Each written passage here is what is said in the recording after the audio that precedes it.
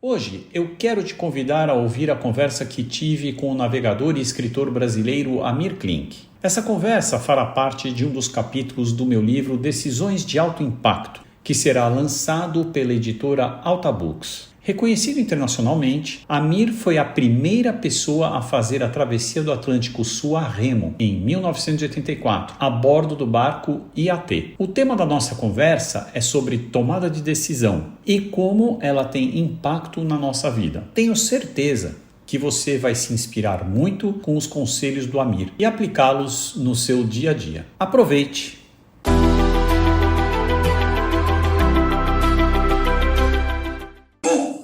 Pessoal, todos apresentados, vamos começar então, amigo? Podemos começar? Vou começar com uma pergunta aqui. Como que você toma decisões difíceis? Então, eu acho que a gente até pode começar a pensar um pouco aqui, né, Amir? Como que você estrutura, o que você considera uma decisão difícil? E aí contar um pouquinho, já pegando essa tua experiência dos mares, né? Como que você decide no meio de tempestades, em meio a riscos iminentes, quando você está ali solitário, e essa decisão ela tem que ser sua e somente sua, e obviamente passa por uma decisão difícil. Como que você lida com esse tipo de decisão? Bom, o processo de decidir quando você está navegando no meio do Oceano Índico, em altas latitudes, não sei o quê, a verdade ele é muito fácil, porque existe um fator muito favorável na minha atividade. Quer dizer, você sabe que se não tomar uma decisão rápida, morre. Não é que vai se machucar, morre.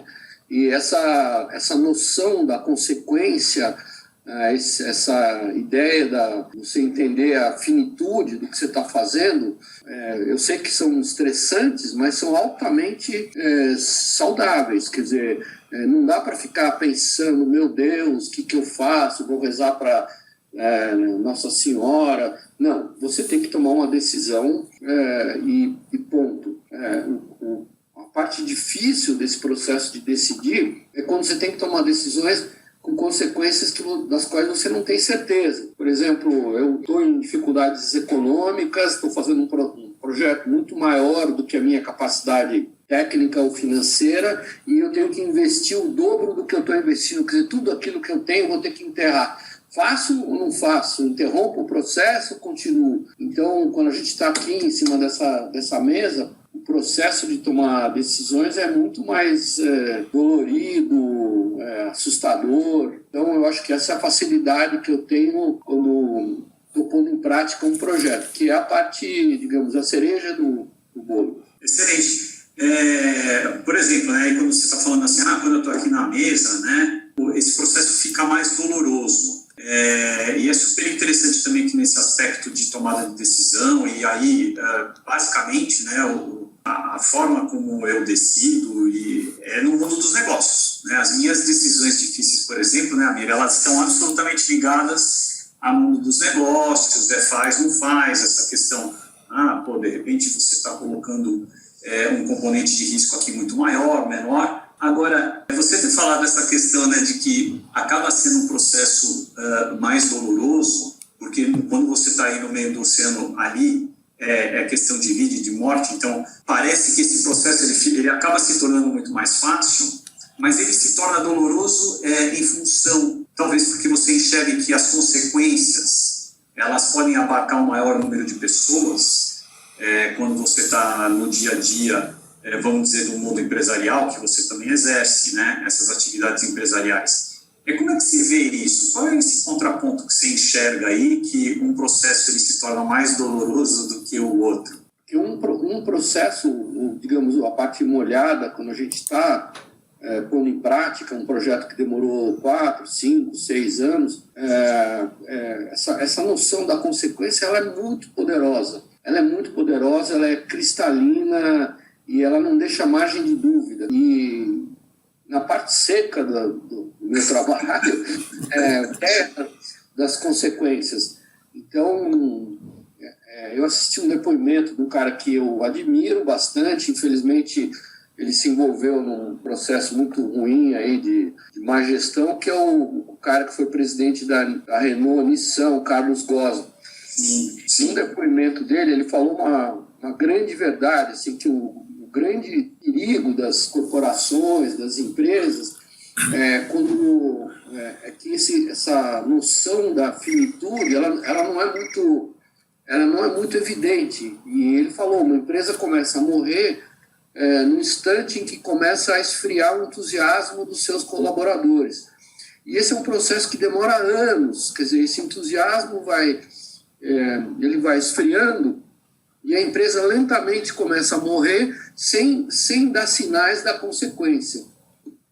E eu acho que essa é uma grande verdade, porque a gente se acostuma a continuar fazendo aquilo que deu certo no passado, tem, sei lá, infinitos exemplos, o caso da Kodak, por exemplo, né, e o caso da Fuji, né, que são empresas da mesma área, onde uma encontrou um caminho e a outra não. Perfeito.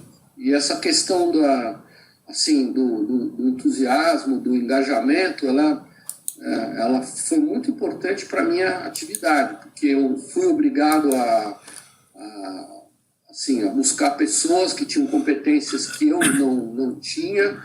Eu sou um péssimo gestor, um péssimo líder, sou tímido, não sou o cara que vai na frente gritando, mas aos poucos eu fui descobrindo que o conceito de liderança importante para aquilo que eu faço não é ser o cara que vai na frente, que dá o exemplo, que mostra o caminho, que grita onde a gente tem que ir. É o cara que vai, às vezes, silenciosamente atrás do grupo e faz com que todos cheguem. E é uma diferença muito sutil e também muito poderosa. Legal, bacana.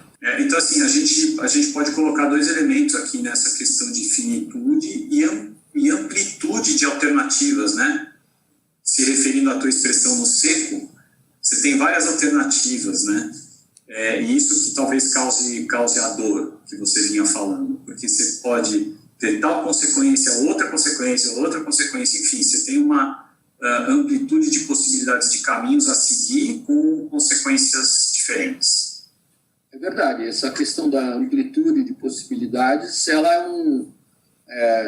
incrementa a dor.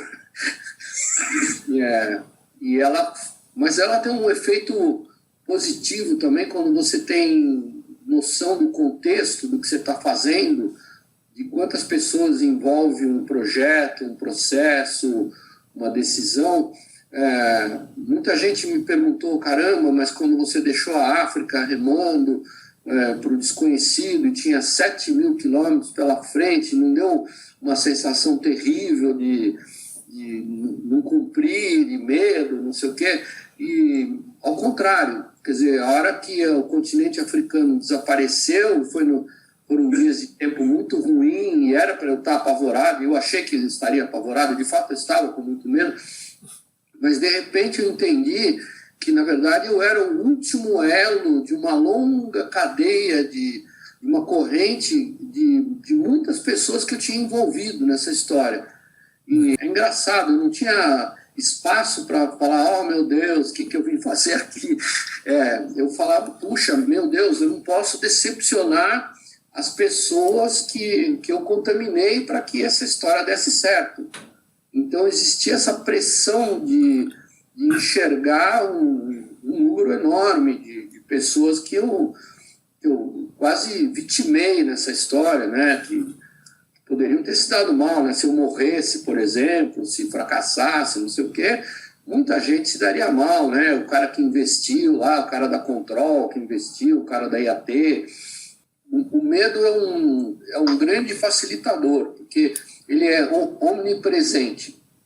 Você está sempre numa situação de medo. Não é medo do mar, não é o medo de morrer, é o medo de não conseguir manter o controle da situação, é o medo de ser surpreendido por alguma falha técnica, é o medo de ser surpreendido por algum evento sinótico, meteorológico, é o medo do desconhecido. Quer dizer, eu não sabia que tubarões ficam se esfregando em barcos à deriva.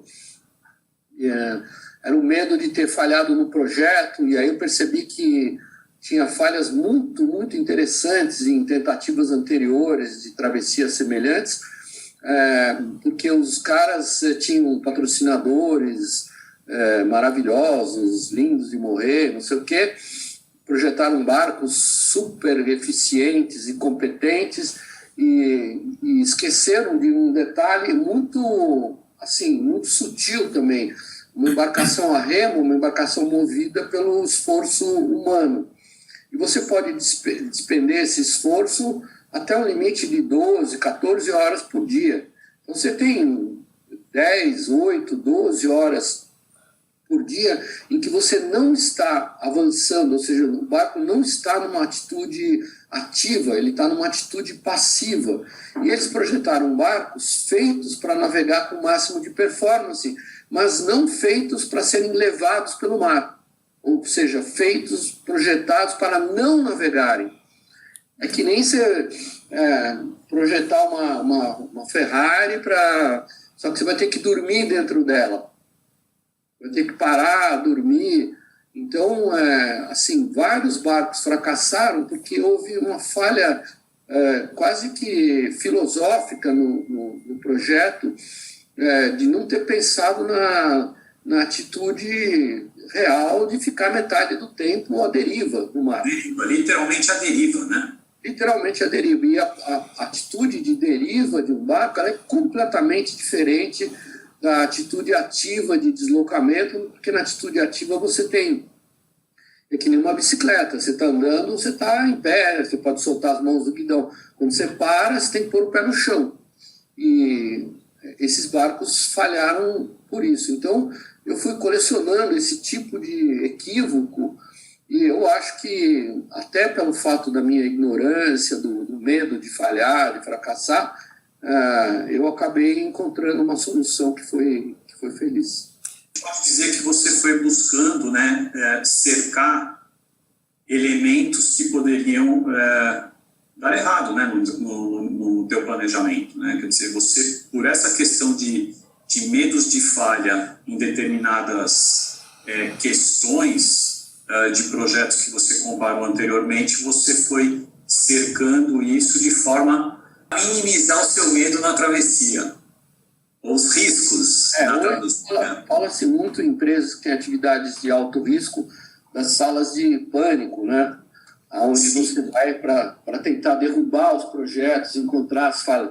Eu tinha uma sala de pânico na época, porque tinha um fato engraçado. Eu não estava totalmente comprometido com a ideia. Eu tinha tido um acidente com a mão direita, que foi amputada, depois foi reimplantada com dificuldades, tive provavelmente acidentes noturnos, dormindo, e as operações não davam certo.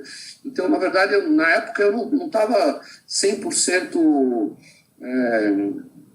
convencido de que eu faria a viagem. Eu só me encantei pelo tipo de falhas e projetos que eu tinha acompanhado e estudado. Isso me remete a uma questão aqui que nós elaboramos, que aí, na tua opinião, quais erros ou equívocos, né, que as pessoas elas costumam tomar quando elas precisam tomar decisões importantes, decisões difíceis? O que eventualmente você acredita que acaba acontecendo? O que interfere nessas decisões? Eu acho que um excesso de confiança, um envolvimento, às vezes, emocional. Eu tive esse envolvimento emocional, mas eu tive no sentido quase que zombeteiro, assim. Achei engraçada a ideia, falei, tá louco, se fizer assim vou morrer. Mas, às vezes, um envolvimento obsessivo com uma ideia que te faz ouvir menos e propor mais. E eu acho que o grande mérito dos projetos que eu fiz, viagens assim muito radicais ou muito complexas, foi dedicar um tempo assim formalmente definido para ouvir. Ou seja, né, a gente tem que saber entender, lidar com as emoções, ouvir, saber ouvir, mas obviamente a decisão ela sempre será nossa, mas saber ouvir, né, praticar isso e estar sempre atento a essas questões de vencer o medo, né? De olhar para o medo, saber que ele existe, que ele está ali presente e saber administrá-lo e vencê-lo, né? Eu acho que não é nem pessimismo, nem ceticismo, mas é uma dose de humildade em relação à sua convicção. E no mar, essa humildade ela é muito importante. Em processos complexos também, de gestão corporativa, de projetos complicados. Perfeito. Bom, mudando assim um pouquinho, qual é o papel do autoconhecimento? Como é que você vê essa questão do autoconhecimento para a gente poder decidir bem, né? Quando a gente está falando de autoconhecimento, ao mesmo tempo nós estamos falando de valores, né? Princípios, propósitos. Como é que você vê essa questão nesse processo de escolha e tomada de decisão? Bom, eu sou péssimo para poder responder isso para você, porque eu nunca olho para mim desse modo, procurando conhecer o meu eu, Mas você conhece ele muito bem, vai. Eu admito que eu conheço, mas aí eu voltaria de novo para essa questão de uma certa dose de humildade. Não me agrada nem um pouco a ideia de morrer, e eu sei quais são as minhas limitações. Então, eu sou um cara, primeiro, desorganizado. Para fazer esses projetos, eu tive que aprender a me organizar a um custo muito contundente, né? Porque não é da minha natureza ser cartesiano e elencar. Eu sou um cara meio atrapalhado também, e desastrado. Eu gosto de fazer coisas complicadas, mas eu não sou um as da perfeição. Então eu sei que é fácil errar. Eu acho que essa noção de conhecer não as suas qualidades. Eu tenho várias qualidades que eu nem gosto de elencar e nem vou. Mas o fato de conhecer as limitações, eu penso que tem me ajudado bastante. Ajudou bastante saber até onde... eu não gosto de dor, de sofrimento. Eu pensava, caramba, é possível fazer experiências onde houve tanto sofrimento. Quando você lê a circunnavegação do Vito Dumas, da Argentina, que ele decide amputar o próprio braço, assim, é um corolário de sofrimentos, de dor, de tragédia. Eu falei, meu Deus do céu, eu não quero de frio, de desconforto. Eu falei, eu penso que é possível fazer tudo isso dando risada, olhando para cima, brincando com Deus, assim, admirando a força da natureza. E nesse sentido, acho que eu fui muito feliz, porque eu sempre cheguei, eu fiz mais de 40 viagens para a Antártica, eu sempre cheguei em ordem, feliz, triste de ter que deixar o barco, triste, eu adorei todas as viagens. Você, por exemplo, quando você está numa embarcação, e você enxerga porque, assim, as suas embarcações, talvez fique difícil, né, de você avaliar isso, porque você não leva tripulação, né? Você pode levar, como você já levou, família, né? Então, você acha que você nunca teve essa questão de, ali no meio do mar, você, de repente, ter que se impor de uma forma mais assertiva? Ou você já passou por isso? Não, já aconteceu, Urânio. Já aconteceu. Fiz várias viagens com barco, inclusive tripulado. No passado, com o Paraty, o meu primeiro barco, nós pegamos uma tripulação de 5 pessoas, né? Ok. E era uma tripulação absolutamente improvável. Tinha 2 caras com muita experiência, 2 caras com nenhuma experiência. Você podia me levar numa dessa. Eu ia do não experiente. Foi uma espécie de amálgama de competências humanas muito, muito bem sucedida, porque os caras eram completamente diferentes uns dos outros, né? Uma vez a gente levou esse barco para a Europa, para Portugal, para depois fazer uma travessia muito longa do Atlântico, e eu tinha um compromisso na África, não sei o quê, eu larguei o barco na mão do meu melhor amigo, do médico, o Fábio Tosi. E o Fábio Tosi é um dos caras mais incríveis do mundo, assim, o cara mais carismático que eu conheci no planeta. É impossível um ser humano brigar com ele. E ele, assim, acredita muito nas pessoas. E quando eu vi a tripulação, eu falei, meu Deus do céu, não tem chance desses caras chegarem vivos em Portugal. Porque é uma viagem de 1 mês e meio a 2 meses, eles vão se matar todos. E quando eu encontrei eles em Portugal para trazer o barco de volta para o Brasil, estavam todos se abraçando, fazendo selfie. Mas aí entrou uma qualidade que esse médico, o Fábio Tosi, tem, que é do carisma e do bom humor. Ele tem um infinito bom humor.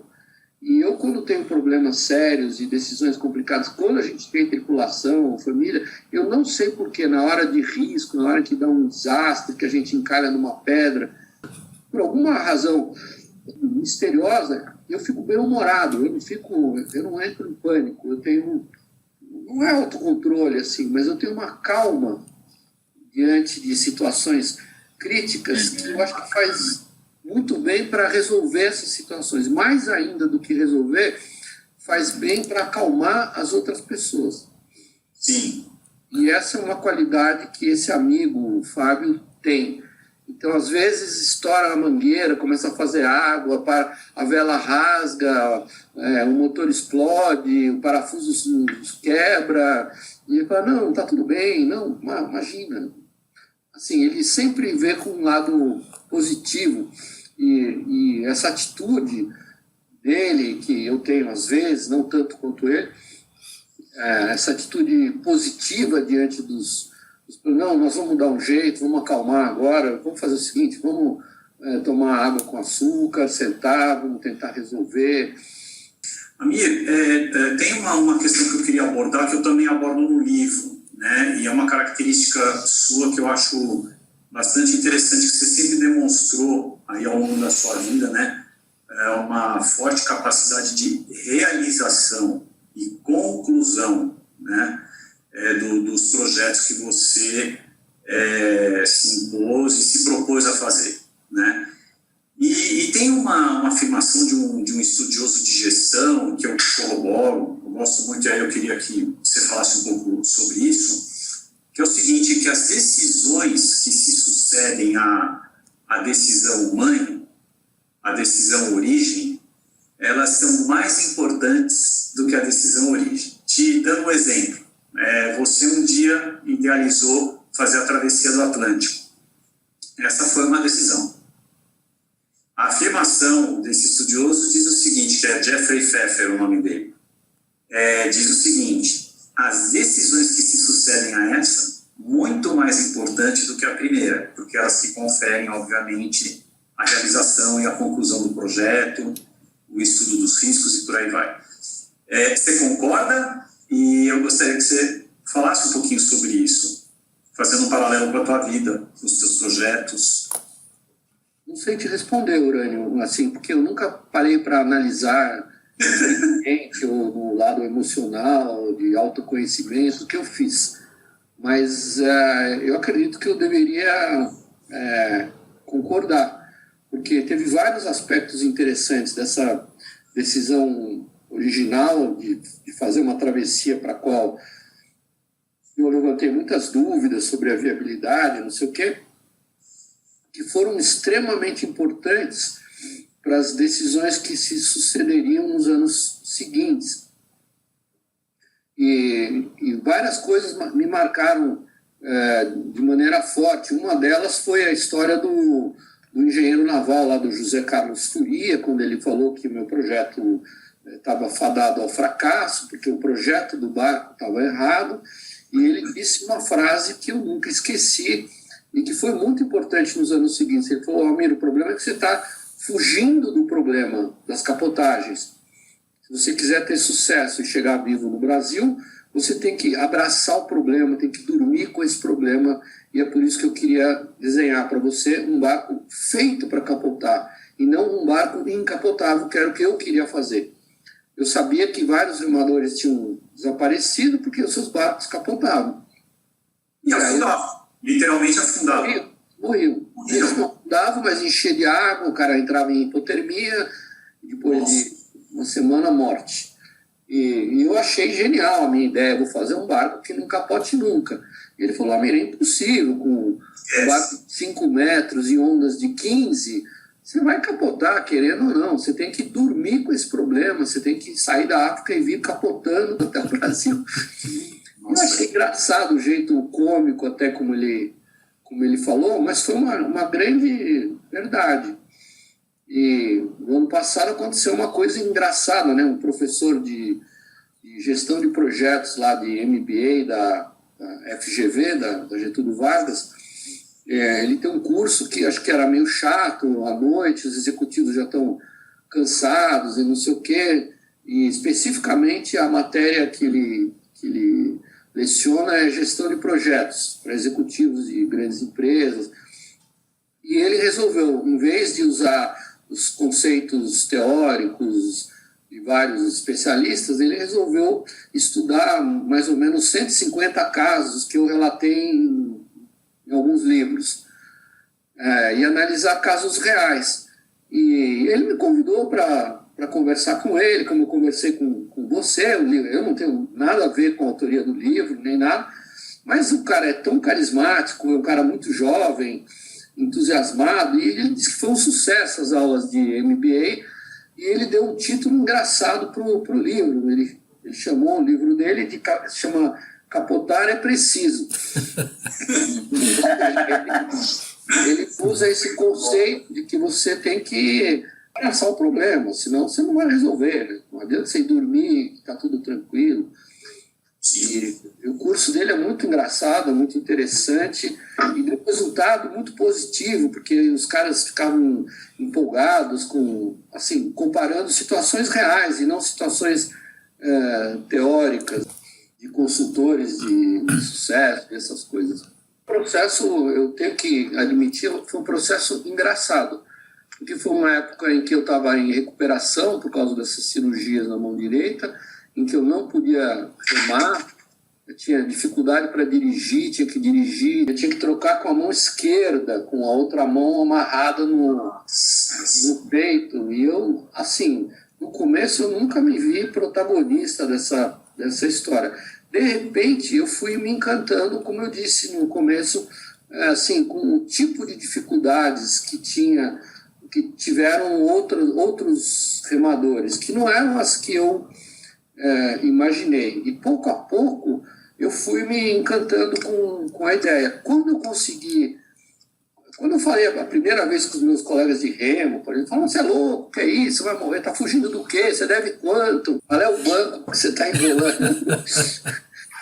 E, de repente, quando eu explicava, aí eu falei, não, eu tenho que transformar essa intenção, que era vaga ainda, num projeto. E aí eu literalmente escrevi um projeto. Aliás, desse projeto eu me orgulho mais do que da travessia.